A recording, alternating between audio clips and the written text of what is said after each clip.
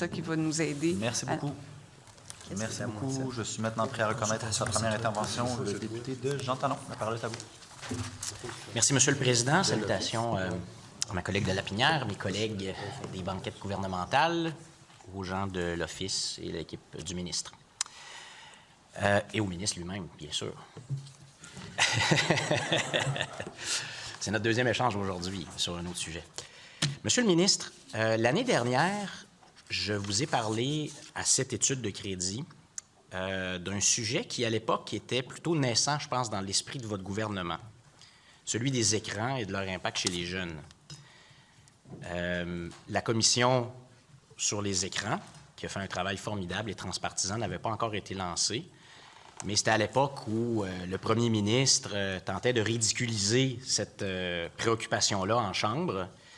Mais finalement, on a vu la lumière au bout du tunnel. Oui, il y avait eu des échanges en Chambre où le premier ministre avait ridiculisé cette idée qu'on pourrait s'attarder à la question des écrans, dont on sait aujourd'hui, à la suite de la commission, avec des études dans tous les domaines sociologiques, physiques, etc., a des impacts majeurs sur les jeunes. L'année passée, je vous avais amené sur ce sujet-là en disant, oui, mais qu'en est-il de l'aspect protection des consommateurs? Parce que la commission arrive avec un certain nombre de propositions, dont certaines ont déjà été révélées, puis il y en a d'autres qui s'en viennent. Et je pense qu'on parle beaucoup du milieu scolaire, etc. Mais je vous avais amené sur le sujet donc, de la protection des consommateurs, et ma question va être la même un peu cette année. Je voudrais voir si vous travaillez sur cette question-là, parce que les addictions créées par notamment les appareils et surtout les applications. Maintenant, les effets sont connus. Et c'est une question aussi de protection des consommateurs et des jeunes consommateurs. J'ai cherché dans les cahiers de crédit.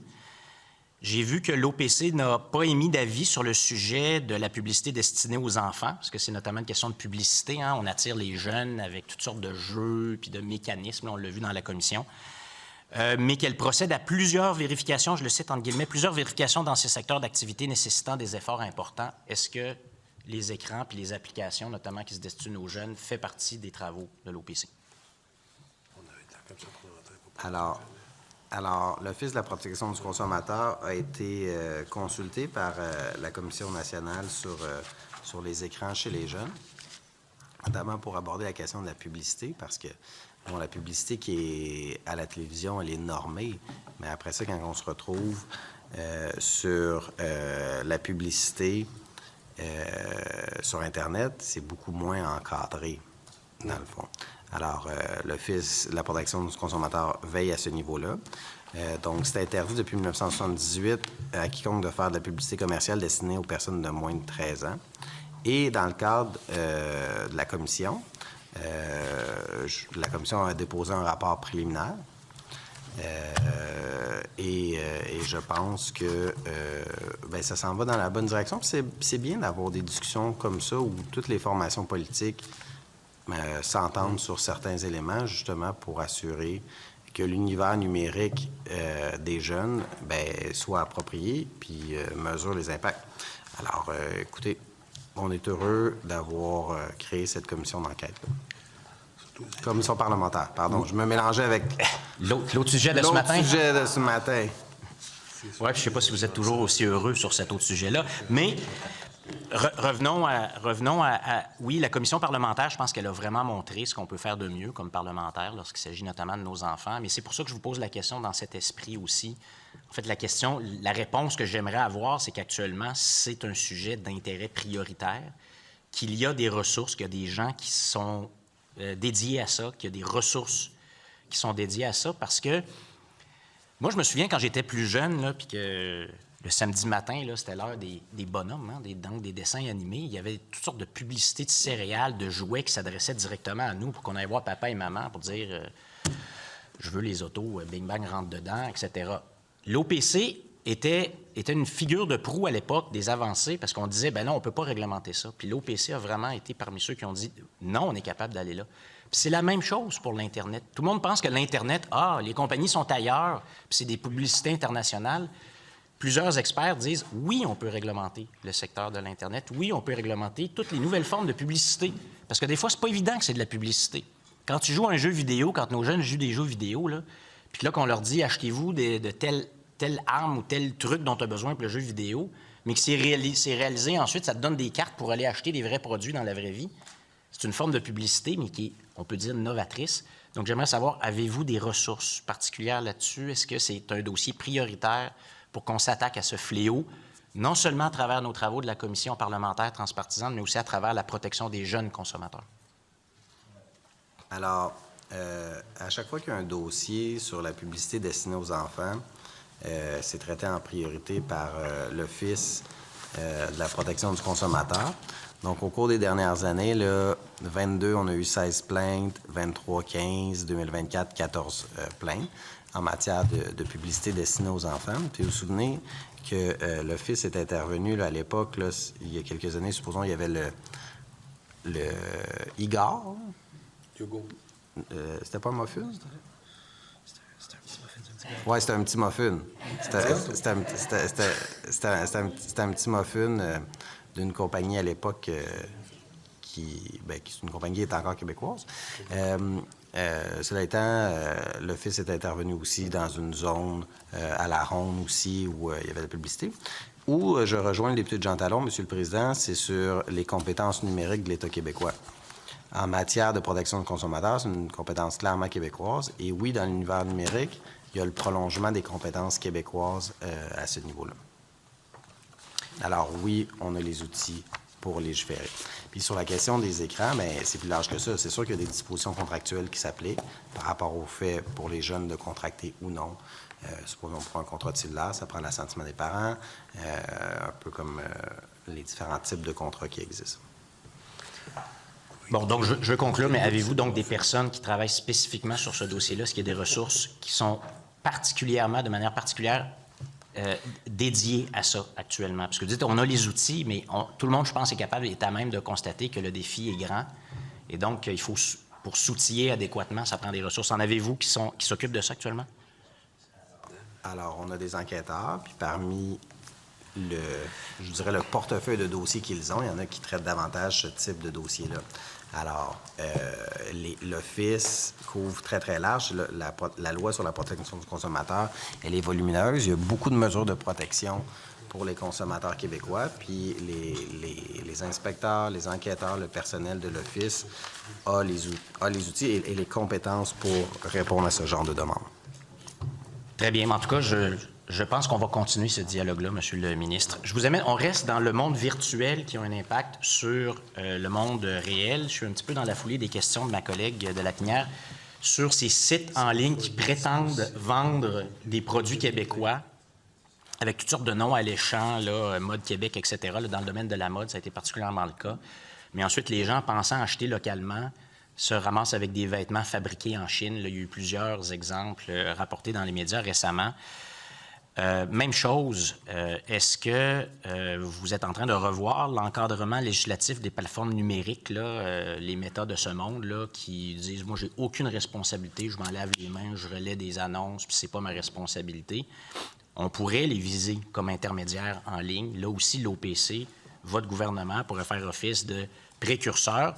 On a déjà agi là, avec beaucoup d'énergie, là, par exemple, sur la vente sous pression, les vendeurs itinérants, etc. Donc, même chose. Est-ce qu'on veut agir vigoureusement? Parce que c'est là que les consommateurs sont désormais les plus vulnérables.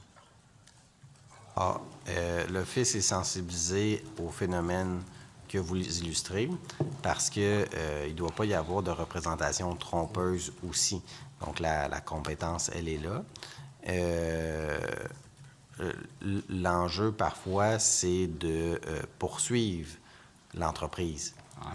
Donc, dans d'autres types d'États. Alors, c'est pour ça qu'on a besoin de l'ensemble des intervenants, ainsi que le Canada, qu'on travaille en collaboration ensemble sur les différents aspects pour que les lois puissent être appliquées et que les comportements frauduleux soient réprimés aussi. Parce que souvent, ce qui peut arriver, il y a des pratiques qui sont contraires à la loi sur la protection du consommateur, mais des pratiques aussi qui constituent des infractions criminelles. Alors, il y a le pendant également avec le fédéral à ce niveau-là. Est-ce que vous envisagez un encadrement plus serré, notamment des plateformes comme Meta, à titre d'intermédiaire? Est-ce que c'est quelque chose que vous envisagez? Bien, et c'est un portrait global qu'il faut regarder parce que c'est pas uniquement cette entreprise-là qui amène parfois des renseignements qui sont faux, qui sont trompeurs, ou que la vente est faite sous une forme illégale, je vous dirais, en termes de représentation. Donc, c'est l'ensemble du dossier qui doit être regardé, pas uniquement cela. Mais, M. le ministre, disons, j'ai nommé Meta parce que dans plusieurs des cas rapportés, c'était Meta qui était l'intermédiaire. Mais je vous parle des intermédiaires parce que maintenant, c'est là que se passe le gros du problème. Ces intermédiaires-là, c'est des sites en ligne. On ne sait pas où est-ce qu'ils sont, mais ils vendent des produits québécois, entre guillemets, qui ne sont pas des produits québécois, là, qui sont des produits achetés en masse, par exemple en Chine ou ailleurs. Puis là, les gens se ramassent avec ça, puis ils n'ont aucun recours après, parce que les compagnies sont disparues. Donc, c'est l'intermédiaire qui est le véhicule du problème. Donc, la législation pourrait maintenant changer les règles de responsabilité, notamment pour dire, bien, comme intermédiaire, si c'est par toi que se passe le problème, c'est toi qu'on va viser. C'est une avenue intéressante que vous soulignez. L'autre aspect là-dedans, il y a un élément aussi où il faut continuer à diffuser l'information, notamment par le biais de l'Office de la protection du consommateur, sur le fait que c'est toujours préférable d'aller acheter directement à la source. T'sais, on ne se trompe pas quand on va vers une compagnie québécoise qui est connue, vers sa plateforme informatique elle-même, ou même en magasin si on est là physiquement. On ne se trompe pas dans cette situation-là. Il y a certains sites transactionnels aussi qui collaborent avec l'Office pour trouver l'origine des responsables des sites web qui vendent des produits faussement québécois aussi. Alors, il y a déjà du travail qui se fait, mais votre suggestion, elle est intéressante aussi de renforcer ça. Bien, je vous invite à aller étudier notamment les propositions d'options consommateurs sur cette question-là. Ils y ont beaucoup travaillé. Vous savez comme moi là, que c'est des gens très compétents qui y travaillent. Puis ils ont travaillé sur cette question-là. Parce qu'encore une fois, là, pour clore ce sujet-là, les sites, c'était Mode Québec, Atelier Québec, Luson Québec, Allure Québec, Fabula Québec. Les gens avaient vraiment l'impression, M. le ministre, d'acheter québécois, puis c'était pas du tout québécois. Je vous amène encore une fois sur la question de la représentation. Là, maintenant, je suis vraiment dans le concret, dans le réel. Quand on va à l'épicerie, notamment, vous savez, on est en pleine guerre commerciale avec les États-Unis et plusieurs personnes. Moi, le premier, on cherche à identifier les produits des États-Unis, les produits qui sont réellement d'ici ou qui sont réellement d'ailleurs, et c'est compliqué. Vous avez déjà, puis je pense qu'on a tous voté ensemble pour une loi qui a changé certaines règles sur l'étiquetage et l'identification des produits. Là, il y a un contexte additionnel qui s'est présenté. Les gens veulent savoir d'où proviennent véritablement leurs produits, puis quelle est la part du local par rapport à la part, par exemple, américaine dans plusieurs produits. Est-ce que ce sont des pratiques sur lesquelles vous vous attardez aussi actuellement pour clarifier encore plus, puis pour nous aider à acheter vraiment local, pour aider le consommateur à faire des choix, là, puis tu ne veux pas avoir à 5 minutes t'arrêter devant chaque fruit ou devant chaque produit pour savoir s'il est vraiment d'ici? Alors, votre question va dans la même lignée que celle du député de Saint-Henri-Sainte-Anne tout à l'heure sur la provenance des produits. On est venu réglementer avec 72 la question du prix. Sur la question de l'identification du produit. Exemple, pour Aliments Québec, il n'y a pas d'enjeu, c'est très clair. C'est un label qui est utilisé et qui est chapeauté par le ministère de l'Économie puis de l'Innovation. Alors, c'est mon collègue, le ministre délégué, qui est chargé de ça. Là, par la suite, il y a toute la question de fabriquer au Canada, produit au Canada, produit au Québec, aliments du Québec. Lorsqu'il s'agit de ces balises-là, les Québécois ne se trompent pas sur la provenance. Alors, on travaille en collaboration aussi avec le ministère de l'Agriculture, des Pêcheries et de l'Alimentation du Québec, parce que ils sont sur la provenance des produits, c'est dans leur champ d'expertise. Cela étant, si jamais il y a une représentation trompeuse, là, c'est assujetti à la loi sur la protection du consommateur. Et là, les gens peuvent nous appeler, nous contacter et faire en sorte que l'Office puisse être saisi d'une plainte ou de vérification, parce que c'est important que les gens voient d'où provient le produit. Alors, vous ne pouvez pas avoir des bananes, supposons, qu'on dit, supposons, Guatemala, puis en fait, qu'elles viennent véritablement du Guatemala.